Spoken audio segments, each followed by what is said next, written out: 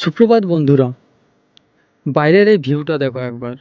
কুয়াশায় ঘিরে রাখা ওয়েদার, তার উপর হালকা হালকা ঠান্ডা বাতাস। মাঠে ক্রিকেট খেলার জন্য একদম পারফেক্ট। তাই আর দেরি না করে রেডি হয়ে বেরিয়ে যাই মাঠে যাওয়ার জন্য।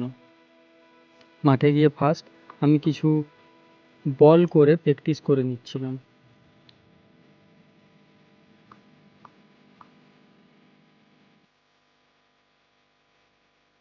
এরপর গিয়ে ব্যাট করছিলাম।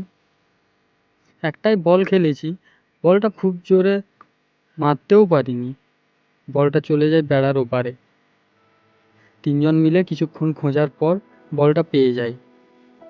এরপর কাকু আর ভাই দুজনে মিলে কাঁটা তারটা একটু নিচে করে বেঁধে দিচ্ছিল, পেরোতে অসুবিধা হচ্ছিল তো তাই।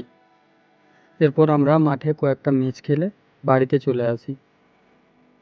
এরপর খাবার খেয়ে চলে যাই রোড কাকুর দোকানে যাওয়ার পর কাকু একজোড়া বুট নিয়েছিল, সেগুলো দেখাচ্ছিল।